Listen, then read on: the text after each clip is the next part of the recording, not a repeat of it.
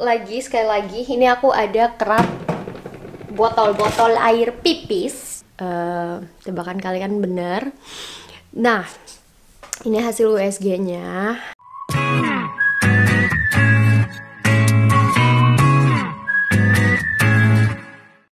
Hey guys, welcome back to my channel with Minanda. Buat kamu yang baru pertama kali mampir di vlog aku, bisa tolong bantu subscribe. Karena kalau kamu subscribe, insya Allah bikin aku semangat lagi untuk ngevlog lagi.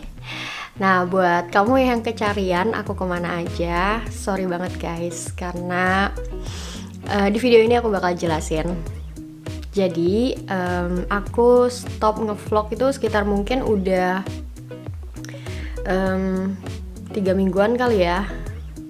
Terakhir aku upload tanggal 15 April, tapi sebelum itu aku udah jarang ngevlog juga sekitar semingguan. Jadi totalnya 3 atau 4 minggu itu aku lagi jarang ngevlog.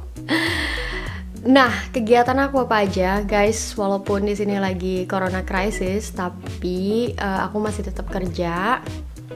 Jadi neni, jagain anak tetangga, 3 anak. Sehari 2-3 jam, rata-rata sih 3 jam gitu lah ya. Nah, terus aku masih tetap masak untuk tetangga, juga ngurus rumah. Cuma intensitasnya dikurangin. Jadi aku yang tadinya aku aktif banget ngevlog setiap hari, aku edit setiap hari, sekarang aku lagi nggak bisa.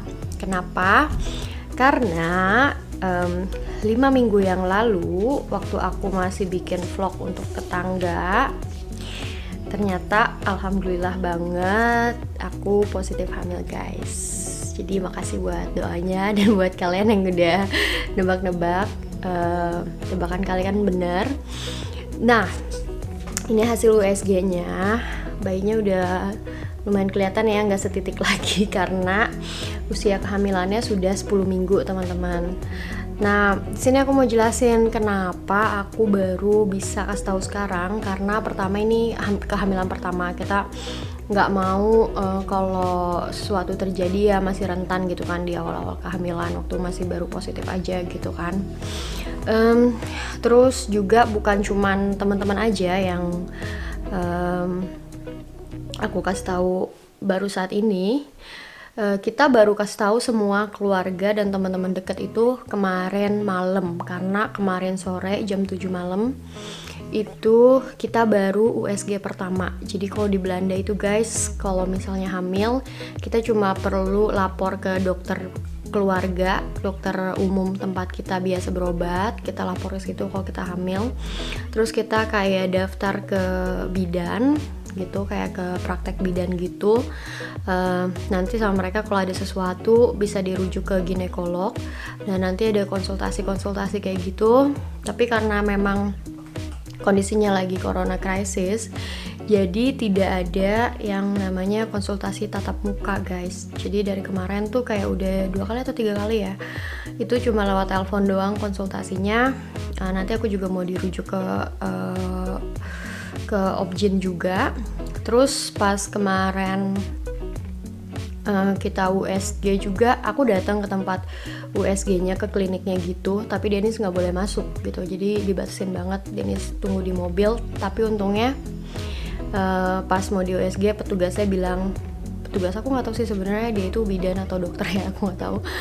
Dia bilang mau FaceTime nggak, katanya gitu. Bilangnya ya mau gitu, jadi di FaceTime-in pas kita USG pertama.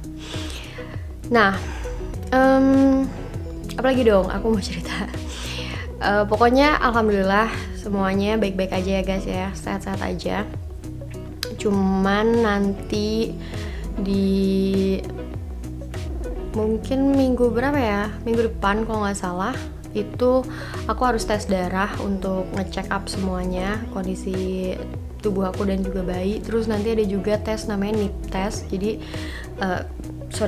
tes yang untuk research kalau bayinya ini sehat-sehat aja, nggak ada Down syndrome, Edward syndrome, sama sindrom apa lagi gitu. Nah misalnya pun ketahuan ada, nanti dikasih tahu berapa persen kemungkinan hidupnya dan segala macam. Nanti kita bisa buat kayak keputusan gitu. Nah di Belanda tuh hukumnya kayak gitu guys. Jadi sebenarnya tes ini bisa dipilih untuk nggak ikutan tes itu, tapi kita berdua pengen ikut untuk tes itu gitu ya. Jadi kita daftar untuk tes itu dan nggak dibiayain asuransi untuk tesnya sendiri, jadi kita harus bayar sendiri.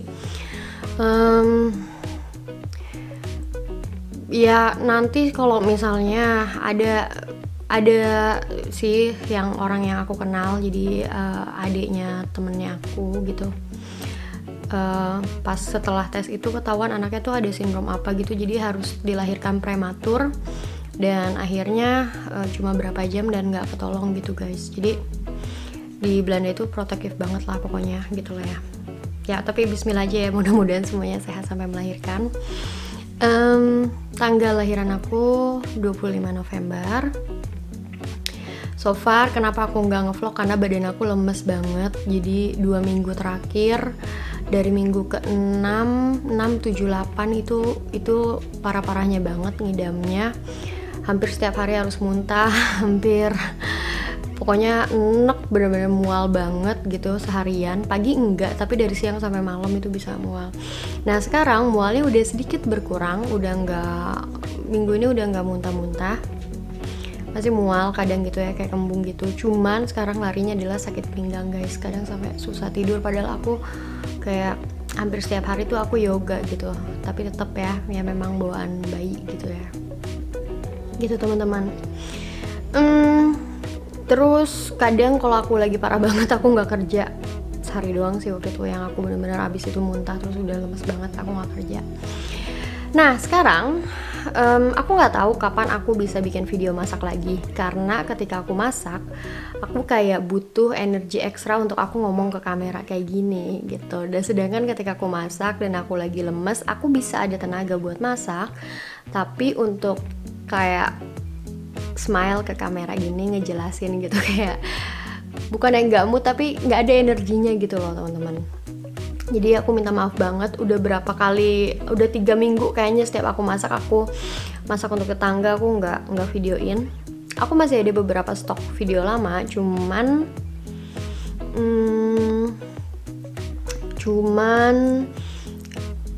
ngedit videonya itu awal-awal pas kemarin aku masih ngidam banget itu ngeliat monitor pusing teman-teman. Jadi harus disabarin dulu ya. Ini mungkin juga video ini nggak bakalan aku edit macem-macem. So teman-teman makasih banget untuk support kalian, untuk doa kalian. Aku liatin sekali lagi ya. Ini ada tuh namanya Nanda Kuiper Nanda gitu ya. Nah gitu guys, pokoknya ini sama lah fotonya kayak gitu. Udah ada tangannya, udah ada kakinya, udah ada detak jantungnya gitu teman-teman. Nah nanti next untuk USG lagi di minggu ke-20. Jadi kalau di Belanda itu nggak bisa yang kita positif ayo kita ke dokter langsung USG gitu, nggak bisa ya teman-teman. Jadi harus terjadwal banget ngikutin sistem di sini.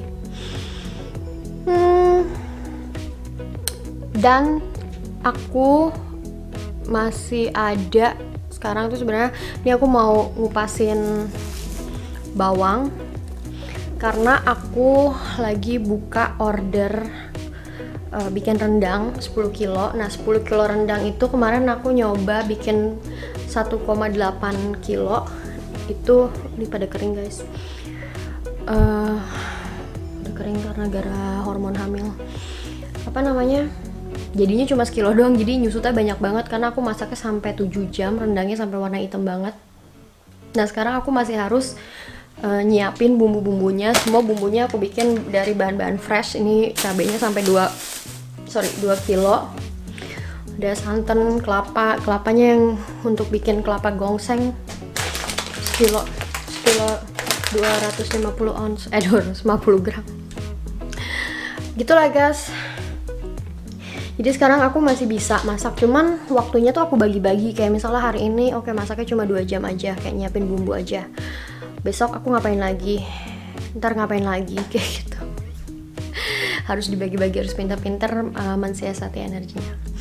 Oke teman-teman, thanks for watching. Doain biar aku bisa cepet ngevlog lagi, masak-masak lagi, berbagi tips dan resep lagi buat kalian. Kalau kalian ada pertanyaan, bisa taruh di bawah atau bisa DM aku di Instagram. Tapi aku minta maaf banget karena banyak banget DM yang belum aku bales dari 3 minggu yang lalu. Ketika aku udah ada energinya, aku bakalan balesin kalian. Guys, aku kelupaan. Sorry banget kalau ini bakal dieditnya mentah banget guys. Nggak bakal diedit. Aku mau kasih tahu lagi, sekali lagi, ini aku ada kerak botol-botol air pipis. Jadi di Belanda itu ada namanya organisasi Moeder for Moeder atau Mother for Mother, mama untuk mama.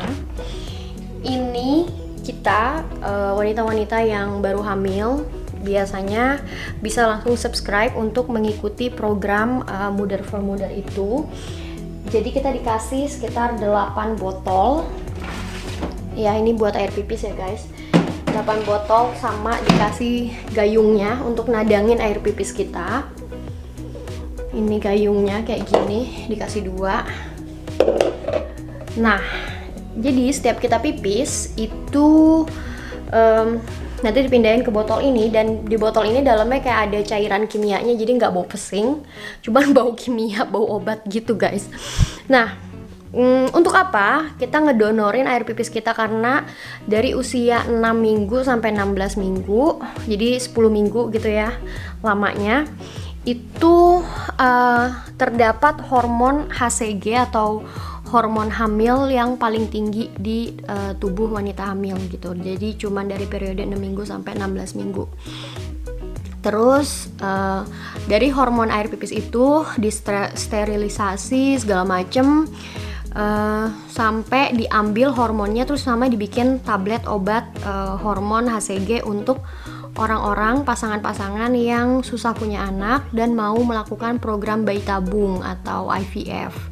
Jadi untuk kalian tahu ya, bayi tabung itu setahu aku ya dari temen aku yang pernah mengalami program bayi tabung. Jadi badan kita itu dibuat seolah-olah kita sudah hamil dengan mengonsumsi hormon HCG kayak hormon HCG tuh kayak jadi kayak dipancing gitu, dimanipulatif hormon di tubuh kita. Nah, ketika badan kita seolah-olah udah hamil, baru nanti diambil sel telur sama sel spermanya, baru nanti ditanamin lagi di rahim kita kayak gitu guys. Jadi niatnya itu memang aku pengen berbagi kebahagiaan buat pasangan-pasangan lain yang sulit punya anak gitu teman-teman. Alhamdulillah kita juga berjuang ya, ada programnya juga. Nanti untuk programnya aku bisa bikin vlognya insya Allah secepatnya. Tapi sekarang aku lagi males banget make up, alis aja udah syukur guys. And then apalagi, jadi aku cuma 10 minggu aja ya ikut program itu. Diambilnya seminggu sekali, ada driver yang ngambil gitu. Terus dapat hadiah juga, hadiah kayak selimut bayi gitulah pokoknya. Gitulah teman-teman. So thanks for watching sekali lagi, and I see you guys in my next video. That's it, bye bye.